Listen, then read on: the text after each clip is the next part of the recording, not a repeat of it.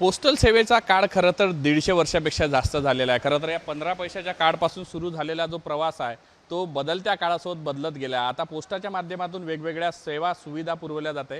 खरं तर डाक सेवा आणि जनसेवा असं त्याचं ब्रीदच आहे। त्यामुळे आता खरं तर शेतकऱ्यांना कुठेतरी फायदा व्हावा आणि ग्राहकांना सुद्धा खऱ्या अर्थानं जो आहे हापूस मिळावा या सगळ्यासाठी नवीन उपक्रम राबवला जात आहे। मात्र हा उपक्रम कशा पद्धतीने सुरू झाला आहे, शेतकऱ्यांना थेट फायदा मिळावा यासाठी काय नेमका हा उपक्रम आहे आणि पोस्टल सेवा आता घरपोच हापूस आंबा जो आहे तो पोहोचवणार आहे। मी सध्या नागपुरातील मुख्य डाकघर असलेल्या GPO मध्ये आहे आणि आपण या ठिकाणी पाहू शकतो कशा पद्धतीने हापूस जो आहे हापूसच्या पेट्या बोलावण्यात आलेल्या आहे आणि थेट ग्राहकांपर्यंत म्हणजे कुठेतरी पोस्टल सेवेच्या माध्यमातून ग्राहकांपर्यंत जे आहे ते पोहोचणार आहे आणि खरा हापूस कसा असतो त्याची चव सुद्धा मिळणार आहे। बाजारात मोठ्या प्रमाणात हापूसच्या नावावर कुठेतरी जे आहे लोकांसोबत फसवणूक होते, मात्र त्यासाठी पोस्टल सेवेने एक उत्तर शोधलं आहे। त्यामुळे अंतर्दिशीपासून हा सुरू झालेला प्रवास जो आहे तो आता हापूसपर्यंत पोहोचला आणि पुढच्या काळात जो आहे नागपुरी संत्र्यापर्यंत सुद्धा असणार आहे। नेमका काय उपक्रम आहे खरं तर आणि कशी संकल्पना तुम्हाला हे सगळी सुचलेली आहे? नमस्कार, मी अतुल काळे, सिनियर पोस्टमास्टर नागपूर GPO। मुळात काय आहे की मी मुंबईला बऱ्याच वर्ष 7-8 वर्ष मुंबईला काम करत होतो। काम करता करता एक लक्षात आलं की नागपूरच्या संत्र्यांचा खूप सारी डिमांड होती, पण ते लोकांपर्यंत ॲक्च्युअली संत्र मिळत नव्हते।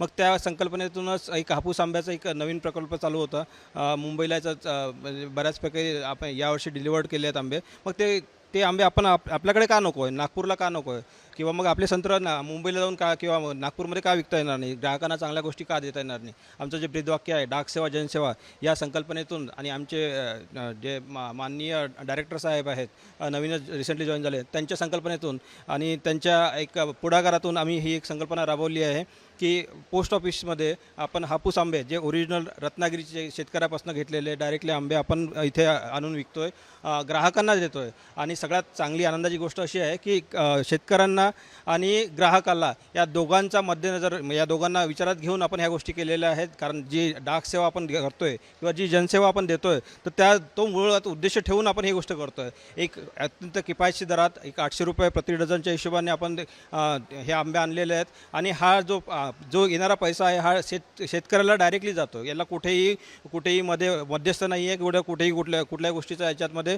हस्तक्षेप नाही आहे। मुळात आपण कच्चे आंबे बोलवतोय याच्यामध्ये आपण बघत असाल की एक मुळात कच्चे आंबे आणतोय आपण 2 ते 3 दिवसाचा प्रवास आहे, तो कुठेतरी आपल्याला सक्सेस झाला पाहिजे या हिशोबाने आपण कच्चे आंबे बोलवतोय हे। आणि याला कुठल्याही प्रकारचं केमिकल विरहित आपण सगळ्या गोष्टी हे नॅचरली या पेट्यामध्ये आपण हे आंबे पिकतील आणि त्याच्यानंतर आपण ते ग्राहकाला देतोय आणि याचा खूप चांगला नागपूरकरांकडून खूप चांगला प्रतिसाद मिळतोय आणि याची अपेक्षा आहे की येणाऱ्या 10-15 दिवस हा सीझन चालेल। या 10-15 दिवसात आणखी खूप जास्त जेवढ्या काही जास्त येतील ऑर्डर्स येतील किंवा आपण जेवढ्या काही जास्त बुकिंग करता येईल, ज्यांना फायदा घेता येईल त्यांनी ते फायदा घ्यावा, जेणेकरून आपला ज्या शेतकरी वर्ग आहे जो काही मुळात आपला शेतकरी वर्ग आहे ज्यांना कुठल्याही मध्यस्थाशिवाय आपल्याला ती मदत करता येईल, डायरेक्टली त्यांच्या खात्यात ते पैसे जमा होतील आणि आपल्या पोस्ट ऑफिसमार्फत अस्सल रत्नागिरीचा आपला GI वाला हापूस आंबा आपल्याला देता येईल या दृष्टीने आम्ही प्रयत्न करतोय। आणि जेवढी जास्त आपण सेवा देता येईल, डाक सेवा आपल्याला देता येईल, घरपोच आपल्याला ती सेवा देणार आहे।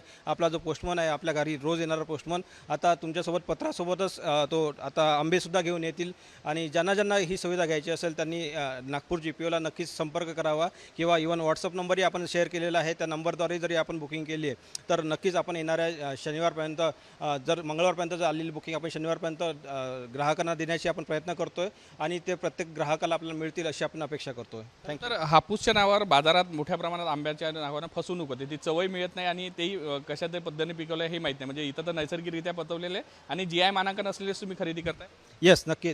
कसं आहे की हेच मुळात कसं आहे की पोस्ट ऑफिसचा विश्वास सगळ्यात महत्त्वाचा आहे आणि तो विश्वास आपल्याला कायम ठेवायचा आहे। त्यामुळेच आपण रत्नागिरीच्या जे काही आपले बागायतदार असतील त्या बागायतदारांकडनं आपण ते स्पेशली पोस्ट ऑफिसमार्फत आपण ते घेतोय आणि ग्राहकाला इथे कुठल्याही प्रकारच्या केमिकलशिवाय जसे आपल्या नैसर्गिकरित्या जसे पिकवलं जातं त्या हिशोबाने आपण त्यांना ते डिलिव्हरी देतोय। खरं तर शेतकऱ्यांना थेट लाभ मिळतोय, म्हणजे यातल्या मधातला हे गेला, दलाल गेले, सगळे गेले, त्यामुळे शेतकऱ्यांना कुठे फायदा आहे? चांगला प्रतिसाद आहे शेतकऱ्यांचा रत्नागिरीत?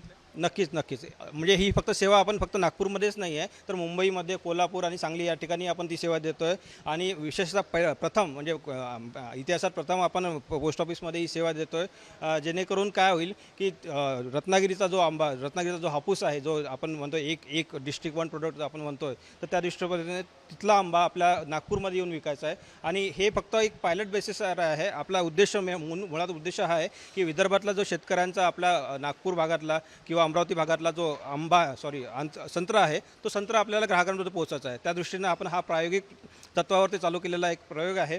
तो नक्कीच येणाऱ्या काळात जो आहे आपल्या वायगावची हळद असेल किंवा आपल्या नागपूरचे संत्र असतील ह्या सगळ्यासाठी आपण उपयोग करू त्याचा. म्हणजे कुठेतरी पोस्ट ऑफिस बदलत्या स्वरूपात पुन्हा स्वतःला बदलून घेत आहे. म्हणजे आता नवीन नवीन जसे काही GI मानांकन असणारे जे पदार्थ आहे किंवा जे प्रोडक्ट आहेत ते कुठेतरी आपण पोस्टाच्या सेवेच्या माध्यमातून थेट ग्राहकांपर्यंत पोहोचवत आहे. म्हणजे मधली चेन कुठेतरी डुलेल आणि ग्राहकांचा विश्वासही बसेल. नक्कीच. कारण काय आहे की आजच्या जमान्यात एक ऑथेंटिक एखादा प्रोडक्ट मिळणं ही एक ग्राहकाची गरज. म्हणजे ग्राहक पैसे द्यायला तयार आहे पण त्याला ती नेमकं मुळात ऑथेंटिक मिळणं गरजेचं आहे.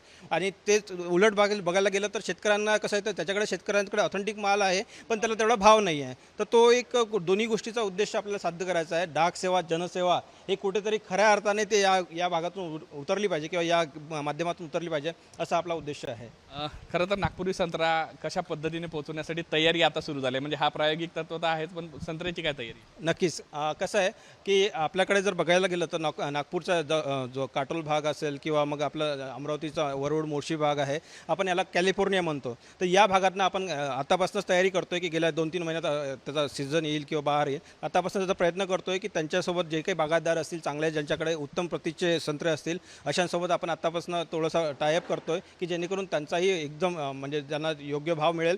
आणि तो भाग आपण डायरेक्टली नागपूरवरून मुंबईला असेल किंवा नागपूरच्या पोस्ट ऑफिस जे मोठे मोठे पोस्ट ऑफिस असतील त्या मार्फत आपण ते विकण्याचा प्रयत्न करूया.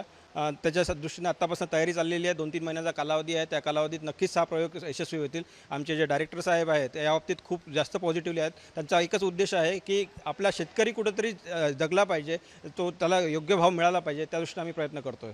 नक्कीच कुठेतरी सुरू झालेली सेवा पोस्टाची जी सेवा होती ती आता शेतकऱ्यांना थेट लाभ देते आहे. खरं तर शेतकऱ्यांना लाभ देत असताना ग्राहकांची होणारी फसवणूक आहे ती सुद्धा थांबणार आहे आणि चांगला प्रतीचा जो हापूस आहे तो सुद्धा जो आहे थेट ग्राहकांना घरापर्यंत मिळणार आहे. त्यामुळे कुठेतरी नक्कीच ग्राहकांची होणारी फसवणूक आहे. यासोबतच ज्या ज्या भागामध्ये GI मानांकन असणाऱ्या काही पदार्थ आहे किंवा खाण्याच्या वस्तू आहे, वायगावची हळद आहे, नागपुरी संत्रा आहे, हे सुद्धा पुढच्या काळामध्ये ज्या पोस्टल सेवेच्या माध्यमातून थेट घरापर्यंत पोहोचणार आहे. त्यामुळे शेतकऱ्यांना थेट लाभ जो आहे पोस्टल सेवेच्या माध्यमातून मिळणार आणि ग्राहकांनाही चांगल्या गोष्टी ज्या आहेत त्या खायला मिळणार आहे. त्यामुळे भविष्यात नक्कीच शेतकऱ्यांना सुद्धा याचा चांगला फायदा होईल. व्हिडिओ जर्नलिस्ट सौरभ बोलेसह पराग डोबळे, साम TV न्यूज, नागपूर.